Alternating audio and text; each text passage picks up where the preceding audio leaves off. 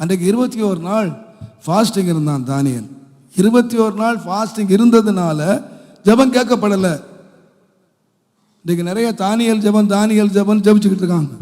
21 நாள் ஃபாஸ்டிங், மோசே மாதிரி 40 நாள் ஃபாஸ்டிங், அதனால ஜெபம் கேட்கப்படுறாது. 21 நாள் ஜெபத்தினுடைய முடிவில் என்ன சொன்னார்னா, நீ எனக்கு பிரியமானவன், அதனால நீ வேண்டிக் கொள்ள தொடங்கின போதே உன் விண்ணப்பத்தை நான் கேட்டேன். 21 நாள் ஃபாஸ்டிங் தண்ணி குடியாம இருந்ததுனால என்ன பிரதர், நான் 21 நாள் தண்ணி குடிக்காம இருந்தேன், ஆனாலும் கேட்க மாட்டேன். வாழ்க்கையெல்லாம் நீ என்னத்தையே வாழ்ந்துட்டு 21 நாள் பட்னியா கிடந்தாப்புல காரியம் நடந்துருமா என்ன? ஊரை ஏமாத்துறதா என்ன? எதனால ஆண்டவர் ஜெபத்தை கேட்டாரு? அவன் ஜெபிச்சதுனாலையோ தேவையினாலேயே இல்லை.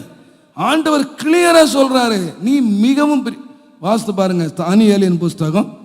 தேவனுடைய நாமத்துக்கு மகிமை உண்டாவதாக. தயவு செய்து 9ஆம் அதிகாரம், தானியேலின் புஸ்தகம் 9ஆம் அதிகாரம் 23ஆம் வசனம் பாருங்க. நீ மிகவும் பிரியமானவன், ஆதலால் நீ வேண்டிக் கொள்ள தொடங்கின போது, வேண்டிக் கொள்ள 21 நாள் முடிவில் தான் பதில் வருது.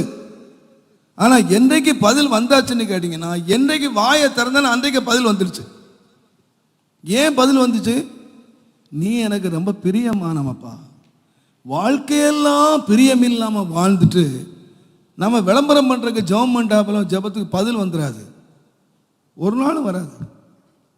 ஆண்டவர் எதை பார்க்குறாருன்னா, நம்ம ஜெபத்தினுடைய வார்த்தைகளை இல்லை, நம்ம வாழ்க்கையில எப்படி வாழுறோங்கிறதான் பார்க்குறார்.